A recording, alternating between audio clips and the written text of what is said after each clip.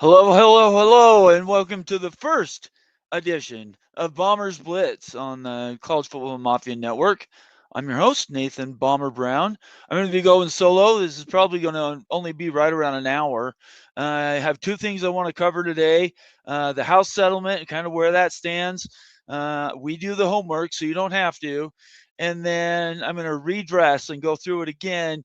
My Super League idea that doesn't upset conferences. People stay in the same conferences they're in, yet everybody can be elevated to play. I'm going to try to cover that in the second half of the show. So I'll go as long as those two stories go, and then I'll try to get some questions and comments. These shows are live because I love being with you guys, getting your feedback immediately. But a lot of this has to do with putting stuff, onto tape so that we can cut these shows into smaller pieces and go between the two different parts. Today it's going to be House Settlement and Bombers Super League. And we'll get to as many of those people as we, or many of those stories as we can. I want to thank everybody for being here. We do have our big freaking Friday show. Will be in 2 hours. 3 hours. Check that. That'll be at 7 p.m. Eastern. That'll be me, Moen, and Wild Ute, and that should be a lot of fun. We're going to be talking kind of where are we going to look at if it's a power three, and those three. I'm not going to spoil it for you, but I'm pretty sure who you can guess we want to be the three. At least me and Ute. But we'll go into those details, and we invite you guys to come back and join us at 7 p.m. Eastern on the College Football Mafia Network. Same place, different time today, and I appreciate it. First, I want to make sure I point out our business. Make sure you follow me on Twitter. Make sure you subscribe to the College Football Mafia Network on YouTube. Turn on those notifications on YouTube and on Twitter so you know when our notices for our shows pop up or when we cover news that we think will be interesting to you. And then we do lots of feedback. Leave comments on the shows. We definitely read those, answer as much as we can. And then just be part of the larger mission of what we do around here. So this is Bombers Blitz. This is the very first one of these. I have two shows. I'm going to be doing the sit down. Those will be interviews, and usually with individuals. This is not going to be interviews. This is pretty much going to be editorials, news updates by me. Of course, Ute has his Wild University. Moen has Moen After Dark, and go down the line with my team. This is my brand. It's Bombers Blitz, and I appreciate you being here tonight. So let's get out. Let's do some shout outs for people who are here and responded to my sort of off the cuff show request, which is really cool. I appreciate you guys stopping by. This is going to be a lot of fun today, and I hope you like it. Please leave comments after the show. Let me know what other stuff you'd like me to cover. Or maybe I change the format, whatever it is. I'm listening to you, and I try to take those comments and use them in my day to day. All right, let's just start off with shout outs really quick. Skaven, yes. All these people that I'm going to be talking about here at the beginning are all Mafia members. They're all part of the College Football Mafia family, and I want to give shout outs to each one of them. Skaven, yes, says, hello, Bomber. Good to see you, Skaven. Ryan Willie checking in from the Big Ten. Good to see you, Ryan. Hi, College Football Mafia. Bob Swinger, hey, College Football Mafia. Caleb Ramirez. We got all these people checking in from the Big Ten. You know, I love you guys. Big Ten football is where it's at. We go to Ohio State when we talk about Caleb. Thank you so much, Caleb. Don in Kansas. Hello, College Football Mafia. Good to see you. Appreciate you, Don. You've been missed, and I know you're back now. We appreciate you being here. And stick around. I'm sure we'll have stuff that we'll cover that you'll like. Let's see here. College Football Express. I'm not sure if this is going to be rock and rant or flow, but I appreciate whoever's watching. Thank you so much. Midday Bomber. I'm going to start doing more of these. I think I've had a lot of requests for people who've asked me to do smaller shows, smaller pieces, and I like the format. I've just been holding off a little bit because I wanted to make sure I was going to produce the best that I possibly could. So I appreciate your feedback, College Football Express. By the way, everybody needs to jump over to College Football Express on YouTube and on Twitter. Make sure you subscribe. They're going to be sort of a sister channel to ours, and I want to give them as much support as we can. Antoine Johnson, sorry. Hey, everyone. Good to see Antoine. Wolfecta. That's an interesting name. I know you've been around here a while, Wolfecta. Thank you very much. Appreciate it. Hey, all is what Wolfecta said. Call me David. Good to see you. Call me David. I'm ready. All right, I'm all for it. Wolfecta, I'll get to his one comment here. Bombers decked out in his Seahawks garb for day 2 in the draft. That's right. I'm hoping Seattle does some things to shake up what has really been a boring draft. I'm on record. I wanted him to get Dart. So we'll have to see if that was a bad pick or a good pick. But yeah, it's day 2. We will cover. I won't be covering it, but tonight it'll be second and third rounds of the NFL draft. Morris Simmons, sorry, checks in, another valuable member of the Mafia family. Hello, everyone. Go Noles 2027. I'm with you, Morris. You know, you have my support completely. And then he says, hit the like button. And I want to make sure everybody gets that. Make sure you do hit the like button and give us a comment or question. We do try to get back to those. This is biofeedback here on the College Football Mafia Network. We respond to you. We try to do what you want. And yeah, make sure you guys do hit that like button. It helps us quite a bit. Almighty Finn checking in. Good to see you, Finn. Hey, Bomber. Good to see you, man. It's great to see everybody, all these College Football Mafia members. Thank you so much for all your loyalty, especially your OG people that have been with us for a while.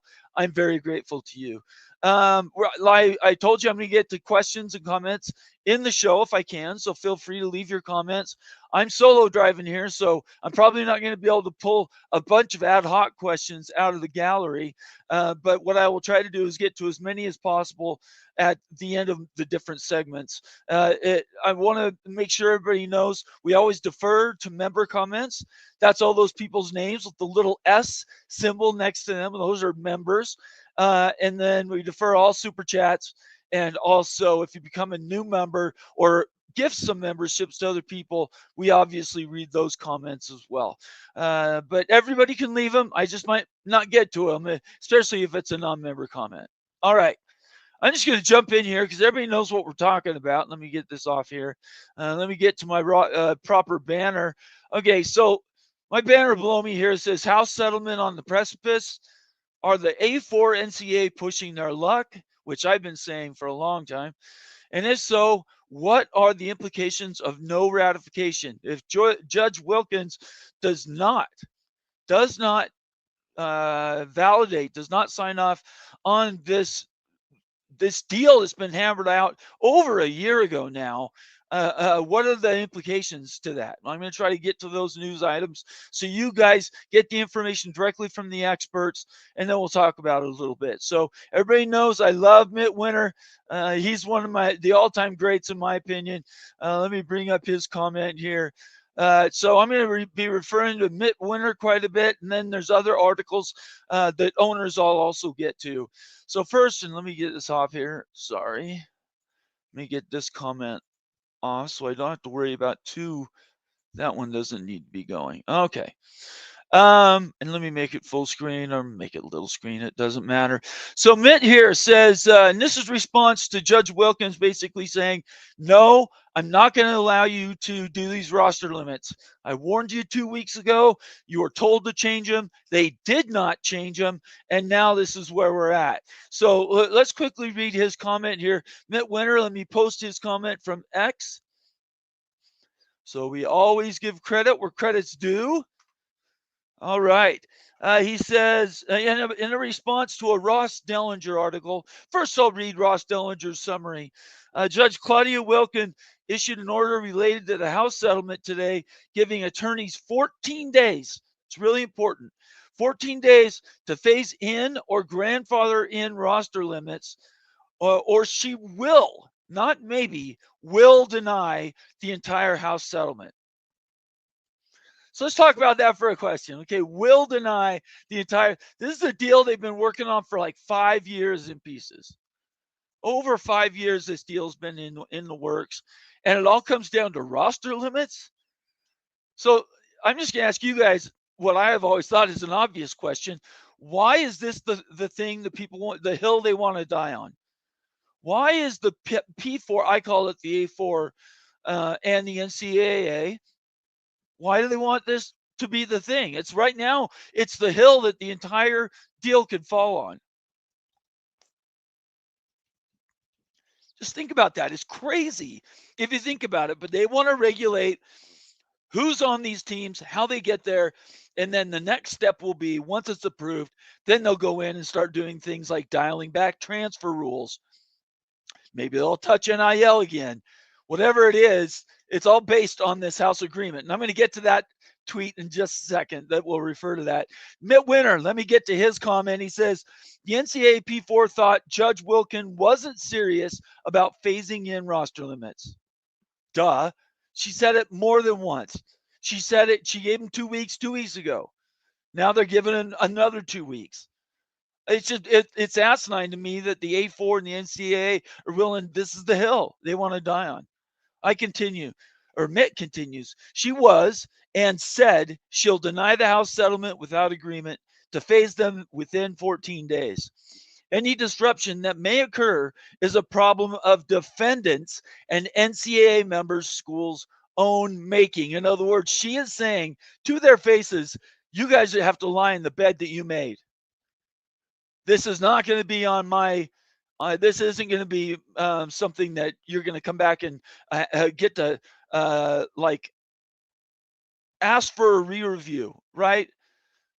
Go to a appellate judge and say, I want you to take this ruling by Judge Wilken and say, no, she was wrong. We're going to reinstate these things that was in the original agreement. She's saying, nah, that's not going to fly. I'm telling you right now, this is pretty much proof of any changes in an appellate court. And if there is problems, it's not in her backpack. It's totally in the A4 and the P4's purview to make these changes. Let me get to a few comments. The court will delay denial of final approval to permit parties to attempt to modify the settlement agreement so that members of the injunctive relief settlement class will not be harmed by the immediate implementation of the roster limits provisions. Okay, we'll get to that. I continue. This is the ruling itself. Within 14 days of this order, the parties shall make their best efforts to consult with their mediator, Professor Eric Green, remotely and together or separately about potential modifications of the settlement agreement to address court's concerns. Okay, it's actually written in the order. This isn't notes that happened after she's presided and walked off the stage. She put it in the order itself. So there's no hiding what it means. Okay, and I'm going to get to a comment here. So we're going to put that on pause for a second. Everybody loves Bob Sankey, or is it Bob Sankey, right? I don't care about his first name. I'm going to leave this comment so you guys can go to this one so everybody has a chance to check it out.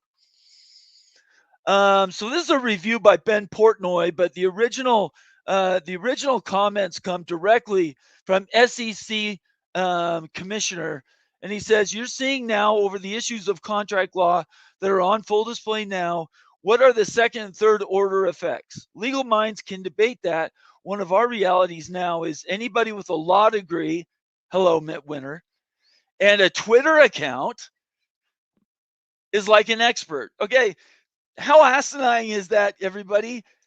If they're a lawyer and if they have a Twitter account, that immediately takes away all their authority. Can you believe that? He's not a lawyer. Sankey's not a lawyer. And yet he's talking about saying these critical things people have been saying about him addressed to him. They don't really matter because they're done by these, fly-by-night jurists out there, lawyers that are just chasing chasing not calves, but chasing ambulances to get money. and they've topped on Twitter, and now they're getting money, and that's just the way it goes. So Sankey just continues to be a complete ass. You go back and you're going to deal with issues. Sorry, they put something out, and I'll have a university president send it to me. Everybody start crying for him, please. It doesn't mean it's right. It's an opinion. You go back, you're going to deal with issues around agreements that are signed. Are they enforceable in this environment? Are they enforceable under the law? And that's to be determined. So he's saying, pass the stupid thing, get House approved, and then what'll happen when we go to enforce these things, we'll pretty much at that point make up our own rules, and it'll be on your backs to sue to get it changed. There's almost 200 lawsuits filed ready for House to be approved on many, many reasons.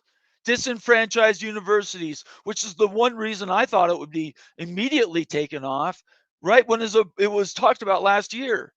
I said, no way these little schools are going to let everybody else dictate to them, especially the A4 who have all the money and power, dictate to them where their money has to go to pay for past NIL damages. And how do they pay for them? Out of their NCAA credits for basketball. That's where I thought the first lawsuit would be. There's 150, almost 200 of them, and they're on different reasons. Now the big firebrand is what? It's roster limits. Literally over 1,000 letters. It might be closer to 2,000 letters at this point. Were signed by people basically saying, my son, myself, my neighbor was impacted by these roster limits.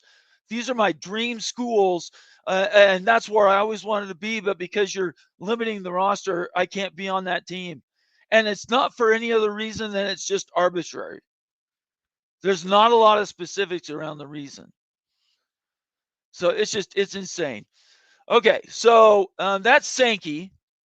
Let me get back here again. Let me go back to this one. The court will delay denial of final approval to permit parties to attempt to modify the settlement agreement so that members of the relief class will not be harmed. She is specifically saying, I do not want to harm the athletes.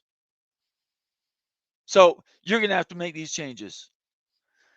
Let me get to another comment. So Ben Portnoy replied to that comment from Sankey.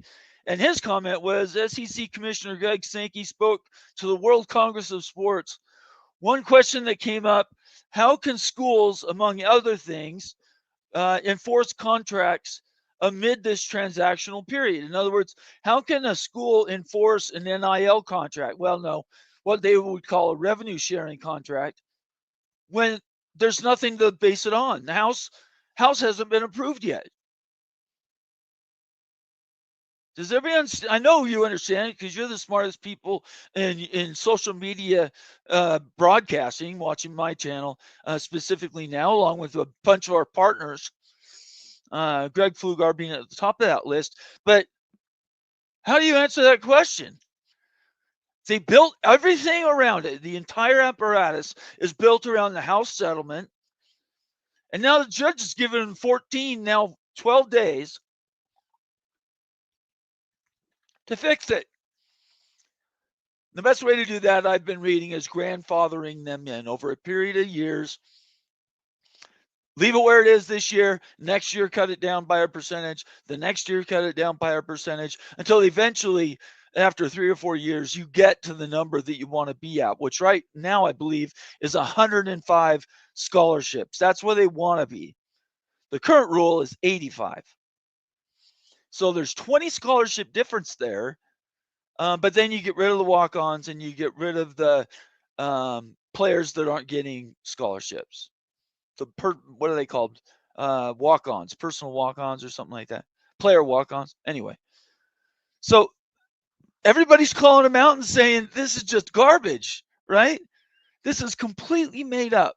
I posted that link for Ben Portnoy. I encourage everybody to go and read that tweet and then dive in further on this breakdown that he has for Bob Sankey, because in my opinion, it's pretty Greg Sankey. I keep saying Bob. Somebody corrected me and I probably missed it in comments. Greg Sankey. I apologize, Greg Sankey. I didn't mean to say that. I had a bob on my brain for some reason. All right, so we continue. Summary. Let's bottom line it, right? Lots I talked about. You guys have seen this all on Twitter. So I don't really think I'm instructing you as much as just collecting all the information and turning around and try to give it to you in a small bite-sized form. But Mitt Winter sums this up. Update on the House settlement. Not surprising. There's no option other than grandfathering, phasing in roster limits if the NCAA P4 want the settlement to be approved. Okay, so that's where we're at now. Now, where do we take that information? What do we do with it? Right? How do we turn it into a living, breathing comment / actionable item? Right? Well, first, I'll answer that in just a second. But first, I'm going to get to a super chat because we take super chats first all around here. Mark Bowman, thank you so much, Mark, a valuable member of the Mafia family. Really appreciate your comment here. Some schools, Iowa being one of them, have already reduced their rosters to 105. Okay, Mark, thank you for bringing this up. I didn't actually have a tweet from Mitt Winter to address this, but there were several I could have grabbed. This is a fact. And you know how I know it's a fact? Because BYU already started doing it. BYU has already lost players that they wanted in their 2 and 3 deep, probably 3 and 4 deep, that they had to get rid of. Because BYU is always going to be ahead of the curve on enforcement.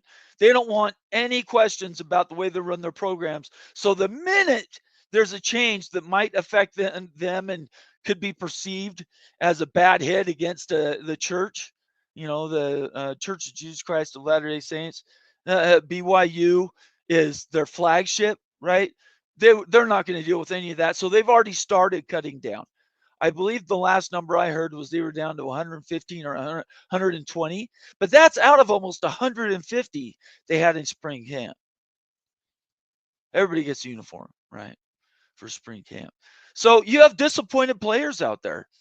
I didn't realize Iowa was doing, but if somebody went and did a Google search or asked Grok, ask him how many schools have already cut down from to 105 players on their rosters, I bet you that number's quite high.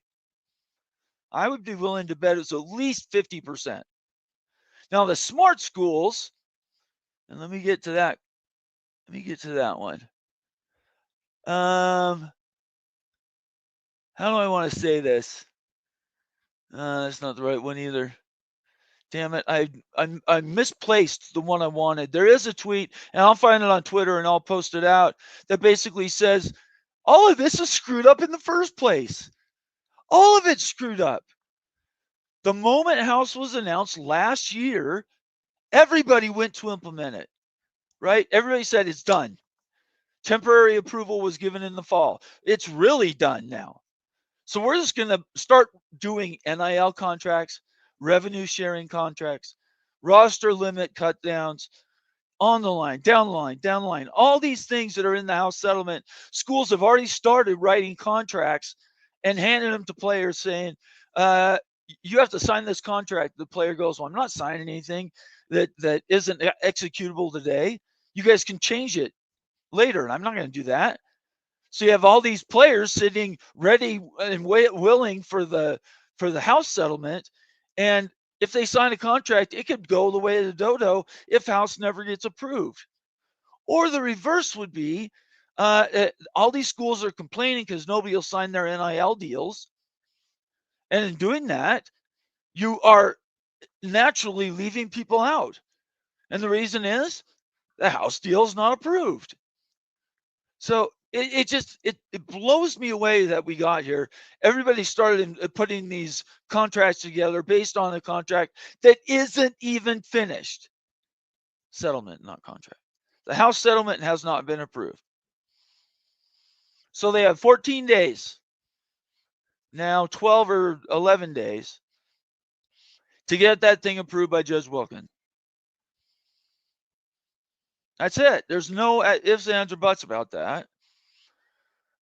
So how do we work from here? I don't know what to tell you, Mark, except for to say your school and my school and probably several others have already done the work. And now there is a possibility the whole thing gets unwound. Even if she approves the House contract, it'll probably be because of what? They made these roster changes that she's asking for. So if they make the changes, but they grandfather them in, schools that are 105, 120, they get to keep those students. They're not going to leave the teams. If I would have been BYU in charge, regardless of trying to be above board and follow all the rules and regulations, I would have not cut down anything until House was signed. And then had everybody else would have had to deal with it the same way at the same time. Now you have these disparities. Iowa has already cut down. Now what do? They've cut down to 105. Do they call these players back that they let go? No, you can't, because why? They're on another team. Iowa now just lost, I'm making this up, 3 players in the transfer portal, guys you wanted to keep. Now they're going to go play for Nebraska. I mean, what the hell are we doing here? Anyway, let's get to some good questions. I appreciate everybody being here tonight. I'm going to fly through as many of these as I can. Again, we're just going to start at the beginning. Member comments come first. Super chats are second. And then open comments, I'll try to get to some, are third. Ryan Willie says, won't be here for the big freaking Friday show. Let Wild Ute know that as of right now, that Wisconsin will crush Utah on September 16th. In 2028 in Camp Randall, or at Camp Randall, and that'd be in Wisconsin. Good to see you, Ryan. Thank you so much for being here. Jeffrey Bell checking in, valuable member of the Mafia family, saying Semper Fi and on Wisconsin. Man, we've got all these Big Ten people. I love you guys. Trojan Fight checking in. Good to have you here, Trojan Fight. You've been a frequenter around recently. Thank you so much for becoming a subscriber, and consider becoming a member of the College Football Mafia family. You get access to all of our member videos. I don't really have time to run through those right now, because I have to say we've almost got 100 member videos right now, and they are the best member videos you'll ever see. And I've challenged a bunch of people, if you watch our member videos and you don't think they're the best productions you've ever seen, let's talk on Twitter, and I'll see if I can't get you your money back, whatever that may be. I said that now for 2 years. Nobody's done it. Let's see here. Continue down. Mr. Ed Wayner checking in from University of Houston land. Hello, Nathan. Good to see you, Ed. Let's see. Jackson Johnson checking in from Voice of College Football, also a friend and moderator of this show. Good to see you, Jackson. What's up, College Football Mafia Nation? I love that so much. Bob Swinger says everybody has already started doing it. BYU isn't the only one. I wasn't saying they were. They were the only one I knew of. Now we know Iowa, and now we know Penn State. Steele Austin, gotta get our show, Steele. Maybe next week. You and I, let's talk. We'll talk offline. Let's see if we can pull that off. Steele Austin checking in from Wild Ute, University of Utah land. Yep, at Bob Swinger is correct. Everyone is cutting their roster down to 105. Okay. To Town Hawk, how we doing? Checking in for Kansas Jayhawks. It will be cheaper for the schools to grandfather in rather than risk triple damages if the settlement falls through. I could not agree with you more. 2025-26 should be a throwaway season. There shouldn't be any rules enforcement at all, and set the mark for 2026. Troll Grinding Cheat Clapper, one of the all-time great names, I swear. It's the man, the myth, the BYU legend. It's Wild Ute. Yes. I think he's better looking than I am, Troll Grinding. Thank you so much for being here tonight. Let's see here. We'll continue down. Carla Jenkins, good to see you, Carla. One of these days, got to get you on a show. I'm not going to quit asking. I would love to have your insight and thoughts of your neck of the woods and what you think about where college football is right now. I love everything you do, and thanks for following and subscribing very much. To Town Hawk, it shouldn't even take lawyers. Just say yes to the grandfathering and be done with it. I could not agree more. and to Town Hawk, can't agree more either. All right. So any other questions about this? I don't want to beat this up anymore. We're a half hour in. I want to get to this other thing. But are there any other questions about the House settlement really quick? Anybody can throw up a question that I need to answer? I think it's pretty straightforward. They have 14 days to fix this stupid thing. And if they don't, then the whole House settlement could disappear. All right. If you still have questions after I go through my second piece of the show, feel free to hit me up and we will talk about them. Okay. Let me get up my second banner. So I'm transitioning to the second half of our show today. And this part is going to talk about, and I don't know, I think most of the people watching right now are familiar with Bomber, being me, my Super League, right? Bomber's Super League. If I was, besides Josh Pate, if he turned the job down, it's me coming up with the new format for what would be a competition for the current Division I football championship, not an NCAA championship. The football championship that's part of the college football playoff. Okay, well, I'll tell you, it's pretty simple. I'll run through it. Please leave your comments and questions. I will go into as many details as I can. Obviously, super chats and new member comments I always read first. All right. I'm just going to do this. I'm going to make it big because you don't have to see my ugly face. All right. There at the top. See that? Wow. I'm so good with PowerPoint. Bombers Imaginary Super League. Actually, give me 1 second. I apologize. My Supra. Okay, so somebody might ask, what is Super League? Why isn't it Super League? And I'll tell you why. Super League is a construct, right? It's something that somebody builds and is put together sort of in a box form, okay? So let me put myself back up here. In a box form. So you settle it, you build this Super League, and it just comes with whatever additions you put into it originally. 48 teams, 32 teams, 900 teams, doesn't really matter. A Super League is a construct that's got a form around it. Okay. Like the Super Bowl is not just a bowl game, it's the Super Bowl, right? So it's very specific. Super League is extra to a format like that. Why is it extra? What is the difference between the two? A Super League means you create the rules and rely on the competitors to become to basically earn their way into the thing. And how they would do that, I have a bunch of ideas. I'll run through what I've got here. There could be more. I'm hoping that a Supra League wouldn't be just a P2. I'm hoping a Super League would more put in. These are the requirements. This is the minimum you have to do to qualify for being in the Super League. And then there might be other measurements and statistics you use to join. So I'll quickly run through these. I think everybody can see them. All SEC and Big Ten schools immediately included. So Supra League includes all the SEC and Big Ten schools. The number would be anywhere from 40 to 70 schools will be included. That's the range. I don't think you have a Super League smaller than 40, probably closer to 48, and 72 is a stretch, but it is possible. I put that range in there because this is where we're going to get to the qualification part of it. Money currently allocated to SEC and Big Ten does not change. They don't lose a dime. So if you're Minnesota, you're Wisconsin, or you're Vanderbilt, the money you're currently getting in your media contracts is not affected by this. Whatever you're getting on your media deal, you work out with your carrier, let's say ESPN, they'll give you whatever they're supposed to by contract. One idea inside of that is private equity could be used to make up the difference for other schools.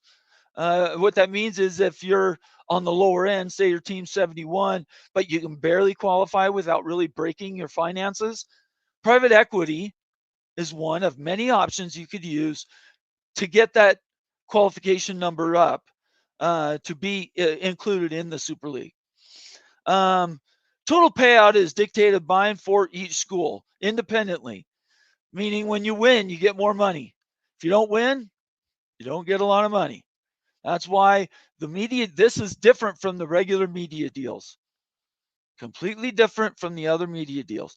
This is just for a top tier Division 1A, not Division 1, Division 1A, the very first one of college football, and how you could get in that league. Okay, everybody that's in the A4 is going to stay in the A4. Everybody that's in the G6 is going to stay in the G6, unless they're able to move into these other conferences for, say, basketball, or they're able to move in other conferences for money, like SMU.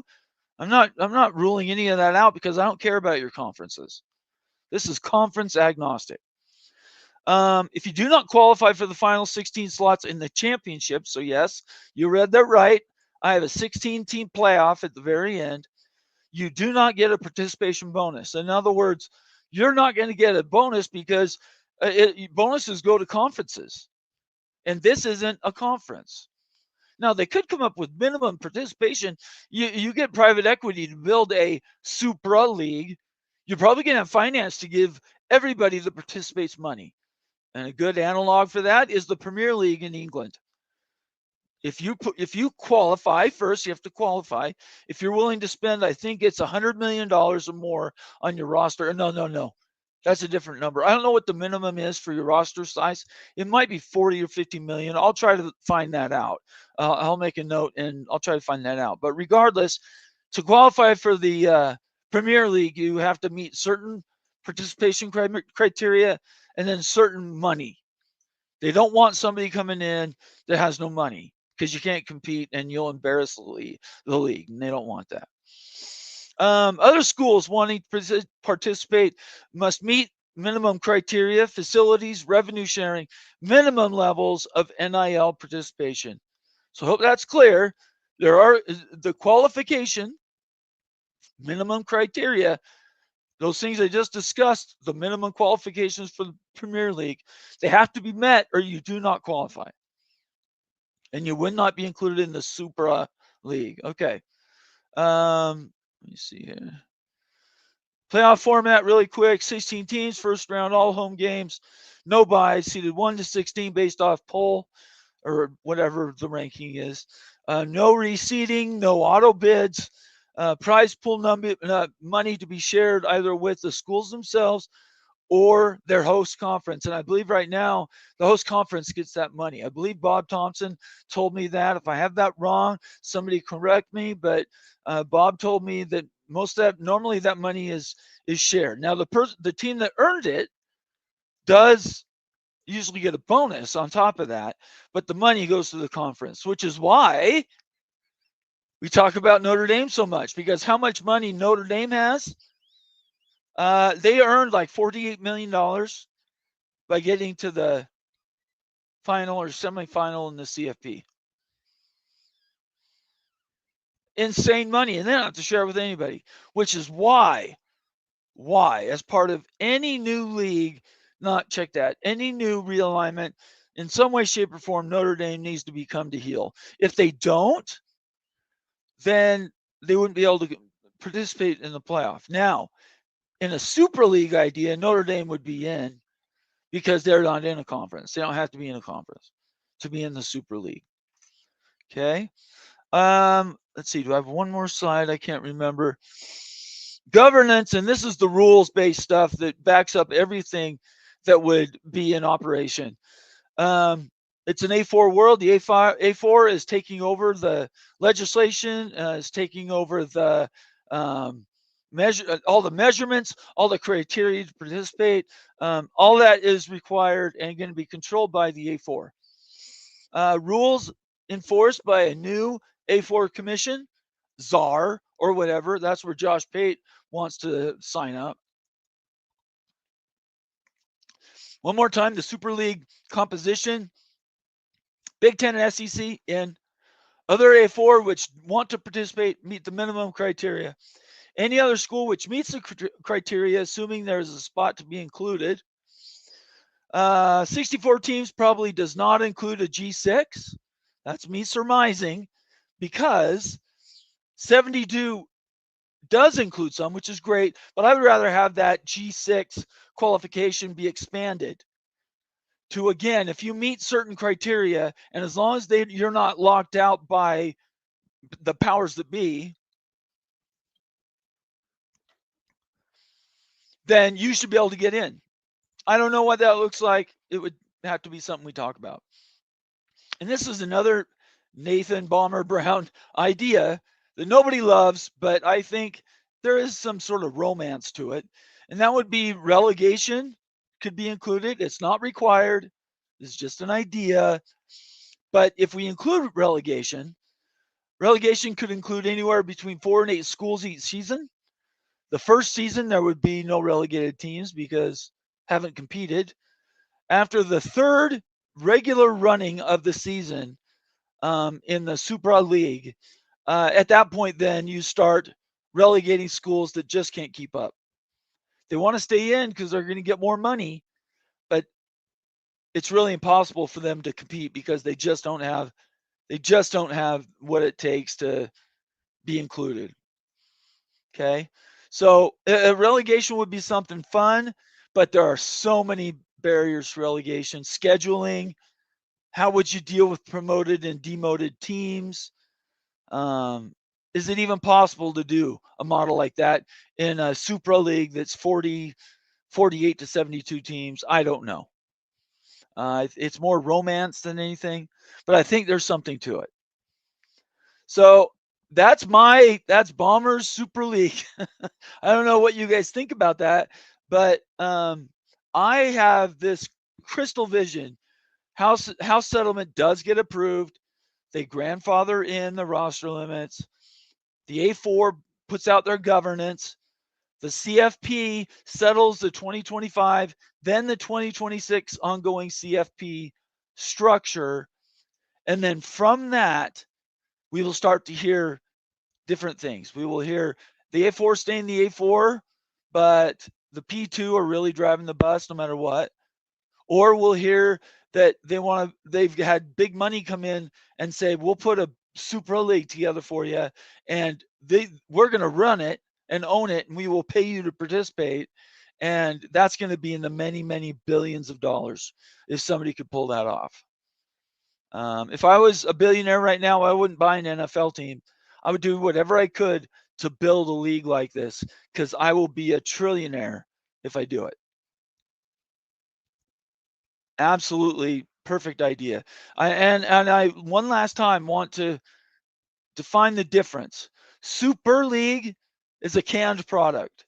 You're either in or you're not in, and it really has nothing to do with your stats or anything else. It'll probably be based on brand. And brand value, my brand value is going to be different than your brand value. It's just the way it is. So how do you do that, right? If you do something like this, you put out minimum requirements. You say, these are the schools that we think could be included. And then when we start the thing, at that point, we'll make those picks. 72 is brilliant because you get G6 schools in. I believe that's necessary, if not vital, to success, to include G6 schools. And then you have all the A4, doing everything they can to fight for what they want, which is a lot. It's a lot to work in. So I'm going to leave these up. And I know, like I told you guys, I haven't been able to flag comments. I apologize for that. But I am going to go through this, and I'll read questions. And you guys be very clear if you have a question or comment about the Supra League. I will try to answer them as best I can. I get to do that because I'm the commissioner. Nobody else did this. I thought this up in a fever dream one night. It's not the same as Super League, and it's not like the Rudy program, which is basically Notre Dame trying to buy its autonomy by building another Super League. So, all right, that's my editorials. I'll be off of that. I hope I covered that clearly. We're going to cut this out. Moan's going to cut it into 2 pieces this show. This one will just be about the Supra League. And I hope it matters to you, because it matters to us. and I'm very passionate about it. All right. Really quick, let me bring me up so we're 45 minutes in. I probably got another 20 minutes or so. I'm going to call for it one more time. Make sure you subscribe to the channel. Hit that subscribe button. Hit the like button. 200 people watching on X and on YouTube. If you're on X, do me a big favor. Just go to the College Football Mafia Network page and hit subscribe.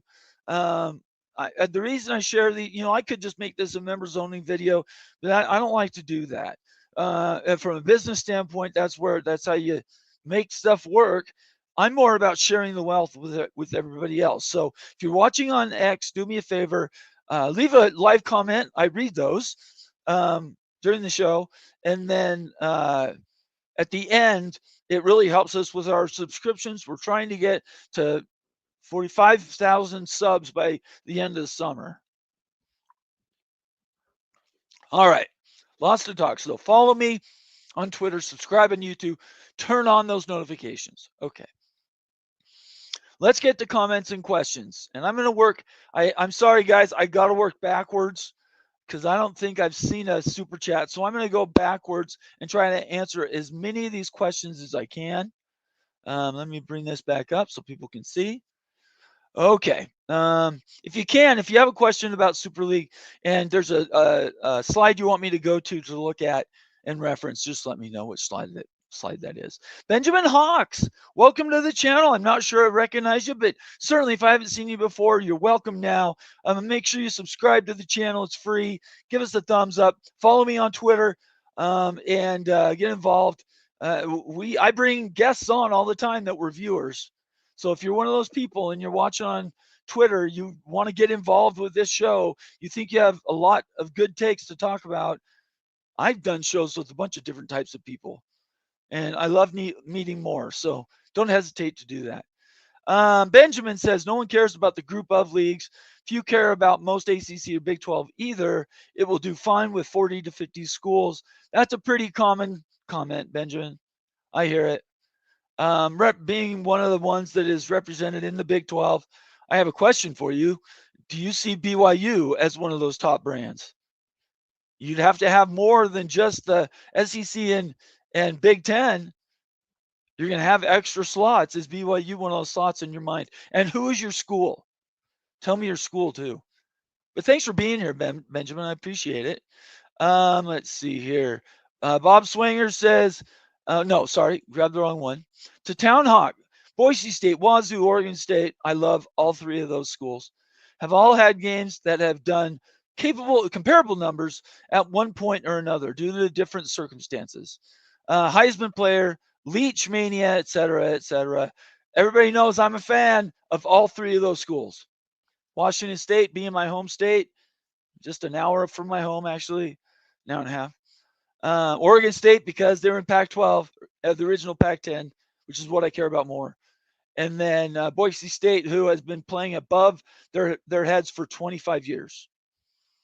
So I'm a huge fan of Boise State. I don't know. I hope so. I hope they get picked. I really do. Let's see here. I'm not sure what this is. Benjamin says it's not enough, and closer analysis demonstrates the only circumstances are nothing else is on at the same time slot. We've been dealing with multiple time slots for years now. I don't think that's going to be something that is going to hold things up. Make sure you tell me what school you represent there, Benjamin. And I asked you that question about BYU's perception. I'd like to hear that from a third party if you have the second to do that.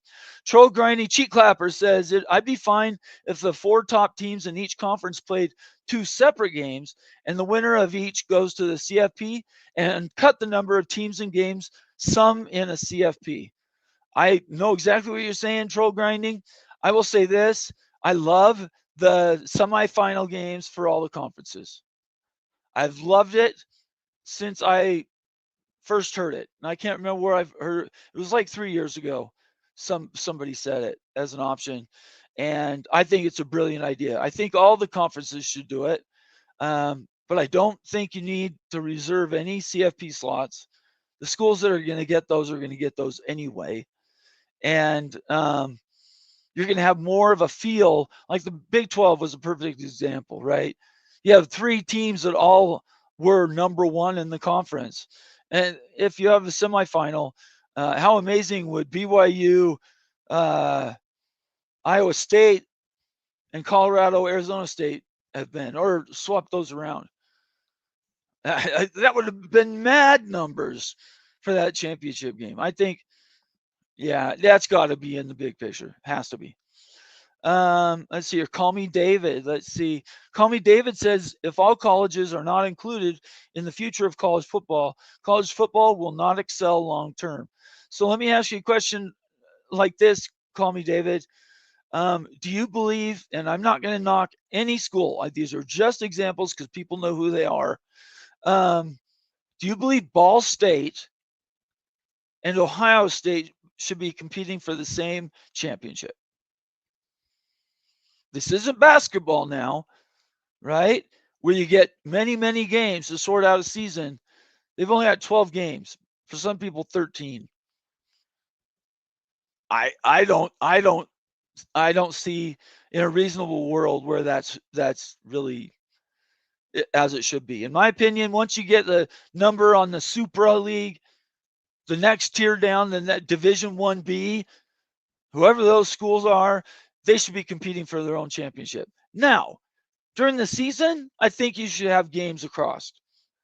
Keep rivalries going, meet expectations within state legislatures. My kid goes here. I want his school to be included in a game at least against Ohio State, for instance. So I think that those games can still be played across like they are now with FBS and FCS, but they don't count towards whatever, let's call it a 9 or 10 game season in a Supra League. They can work on top of each other. Good question, though. Call me David. Let's see. Sorry, I'm working backward, everybody. Good comments from Town Hawk, Benjamin Hawks. Carly, you guys are doing a great job today. Devil Frog, the OG of OGs of Mafia members. He and I started this thing way back. No relegation. That's just another way to ensure the Blue Bloods always stay on top. Devil Frog, is that true if the relegation is for teams 68, 69, or 69, 70, 71, and 72? I don't think Blue Bloods, there's only 12 Blue Bloods? I can't remember. I haven't looked at the list in a while, and I don't agree with all of them. But I don't see how they affect it at all. The Blue Bloods are going to be there either way. But I don't know if Manu was almost relegated. Yeah, they almost did. Great comments, you guys. Let's see here. Antoine Johnson. Again, thank you for being a member of the Mafia family, Antoine. Once ACC is cracked, which I believe will happen, the big SEC and Big 12 should pool their media rights together NFL style. Interesting idea. I think the Big 10 and the SEC might do that, but not sure the Big 12 would be included. That is the question, right?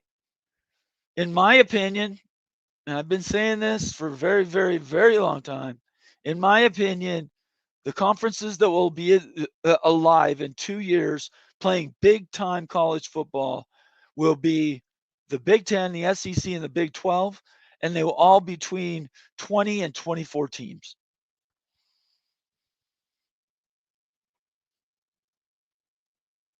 Clip it, post it, make fun of me when I'm wrong, but that's what I think we're going to end up with. Let's see here. BYU football, Shonsky checking in. There are only 8 Blue Bloods.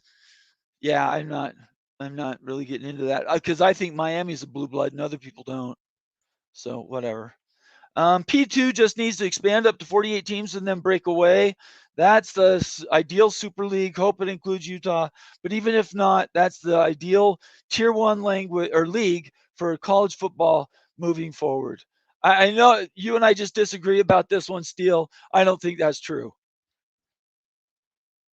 I don't think that's true. I think there's more emotion tied to college football than anything else. And those schools that aren't they're not doing bad viewership numbers because they're bad schools. They might be doing bad viewership numbers because of the time slots they're in. And why is that? The time slots for the Big Ten and the SEC dominate the airwaves. The ACC, which is ESPN, you'd think they would get air. They're not. They're trying to kill the ACC essentially. And the Big 12, who had to subdivide its broadcasting rights to really bring in schools to be at 16. I just disagree. I don't think a super league. It's just too. Super league requires conference realignment, or at least teams moving between conferences. And a Supra league is conference agnostic. Doesn't matter what conference you're in. And I need to add this as a note on my PowerPoint. What does this do if you do Supra league and football is its own thing? I speak for BYU. BYU's in the Big 12. BYU's Olympic sports are massive. We're like in the Executive Cup every year in the top 10 continually. Big deal, Olympic sports. But now football and basketball are back where they honestly were in the 80s, to be honest. Not any better than they were in the 80s. In the 80s, they were a superpower.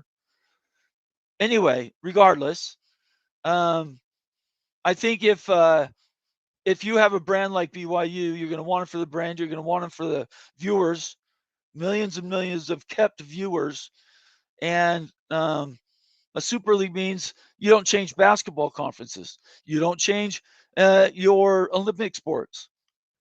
And what does that mean? Let's go a couple more steps down the road. If that was actually the case, Supra League for football, Olympic sports basketball are in a conference. Now all of a sudden you can have conferences doing games regionally. You don't have to have so many in-conference games across the United States. You could have games stay in their region and play just basketball instead of trying to work around a football-centered conference. Anyway, that's my idea. Steele, it's great to see you. Thank you so much. MBM, where you been, brother? I missed you. Good to see you. A valuable member of the Mafia family. Plenty of teams in the Big Ten that will never win a championship. Super League idea is ridiculous. I love it. Thank you so much, MBM. I appreciate your comment very, very much. Chris G, another valuable member of the Mafia family. Thanks for a sane approach that would try to include most of the country. To cut out mostly the ACC and Big 12 will affect TV ratings.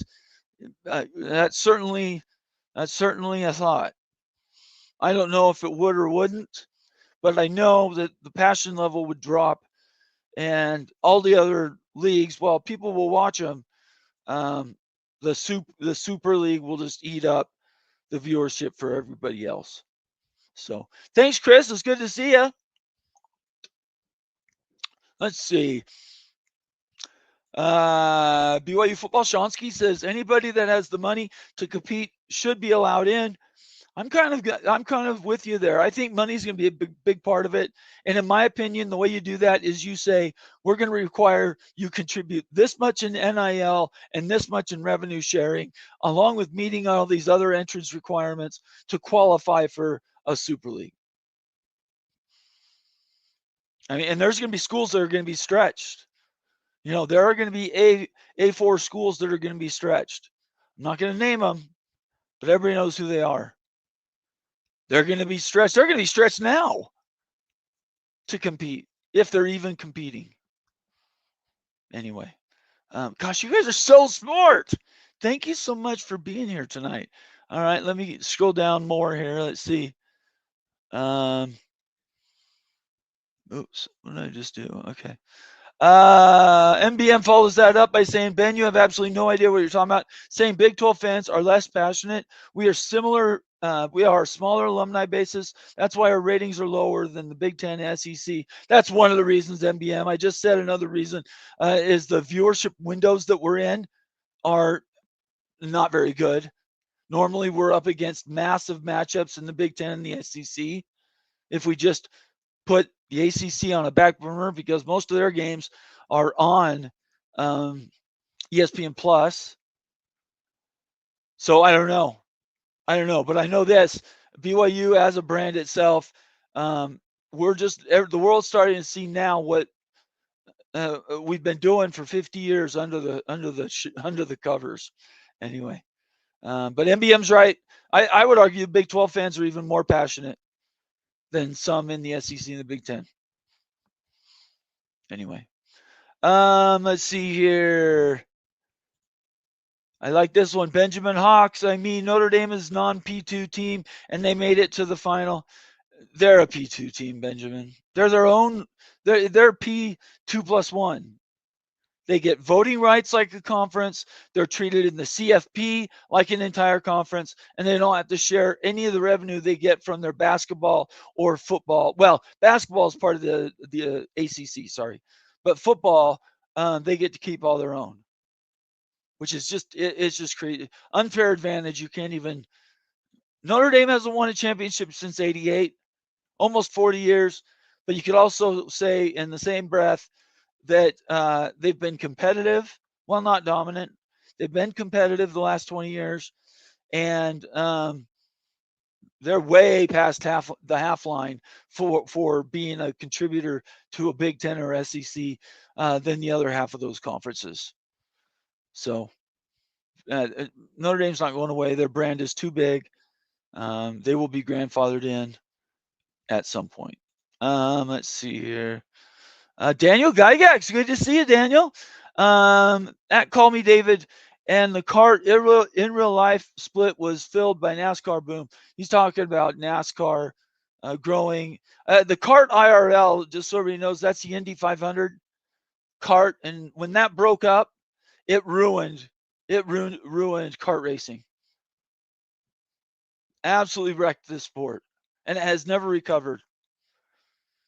That's why Formula One is booming right now, because they've got it going on. Let's see here. Benjamin Hawks. Just look at all the scores at the end. Maybe read a few play-by-plays, watch highlights. It's enough. Not sure what we were talking about there. Let's see. You guys are so active tonight. Let's go here. Troll grinding cheek clapper. Notre Dame is a Subway alumni, has its Subway alumni across the country, and BYU has its minivan alumni across the country. You got it, brother. Although minivans are now being bypassed by big trucks. Big trucks have now become the thing, especially in Utah. Vans are, Honda Odysseys are like required driving, right? But yeah, trucks are starting to take over for getting people's families around. Let's see here. What time is it? So we've kind of gone over. I appreciate all the questions we've had tonight. And I would just say this is a moving target, right? Lots to talk about here in the future. At the end of the day, where we're going to be is somewhere in between, I think. It's going to be creative. It's going to be a connected entity that is going to require everybody to meet certain criteria, and then it's going to hit the most people possible they can watch. Those are going to be, they have to be required or it won't work. One way to do it would be private equity comes in, does the whole thing. Like ESPN's doing the whole thing now. Somebody bigger comes in and buys it and does the whole thing and reorganizes under one more effort. I think that'll happen. One more comment, and then we're going to get out of here. To Town Hawk, way more passionate. I have more than 10 years of season tickets. I have sat through more terrible than most intelligence services would allow due to being defined as a war crime. We love ball. That is true. I can speak for myself. All of us real love and passionate about college sports in general. And I'm glad to be here to share it with you guys. So I encourage everybody one last time, make sure you follow me on Twitter, subscribe to this channel on YouTube.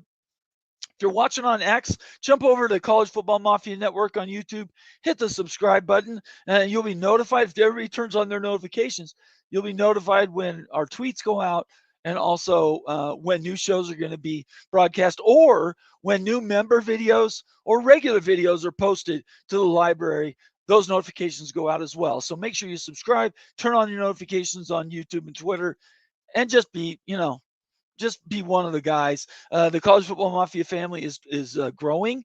I encourage you to get involved on Twitter if you're watching now for the first time, or on YouTube. Leave a comment or question and do all that you need to do. Invite everybody to, one last time, become a member of the College Football Mafia family. Just hit the join button in the middle of the main page on YouTube. Walk you through it, and we will give you a song and dance the next time we see you. So other than that, I want to say thank you so much for showing up on a mid-afternoon show on a Friday. I am going to be doing more of these, not necessarily at this time, but more interactions during the day because I have the time, frankly. We will go and make that better as we get through. But right now, personally, the shows I'm going to be doing here are headlining news items. We started and led with the House settlement. We finished with my Supra League idea, and there's just going to be more and more and more now that I settled on Bomb3r's Blitz as the logo. So I thank everybody for being here tonight.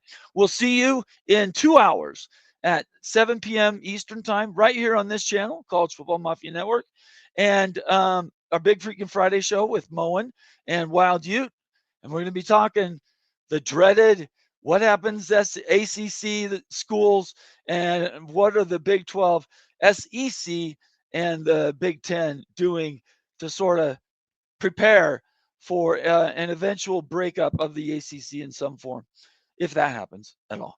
So Nathan Bomber Brown here for you. Everybody have a great day. We'll see you in a couple hours on the Big Freaking Friday show on the College Football Mafia Network. I appreciate you. If you're watching on Twitter, jump over to YouTube, do me a favor, and subscribe. Appreciate all of you. College Football Mafia is where we want to be, and I hope we're doing everything we can to meet your needs. Show ideas, DM me on Twitter. I'll chase down an idea if you got one. And also chase me down on Twitter if you want to do a show with me. I've got one next week with, I can't remember. Who is it? Oh, it was, I was spacing that. There is a show I'm doing next week on valuations, I believe. Anyways, that'll come out next week. I'll post it. Everybody have a great night, and we will talk to you soon.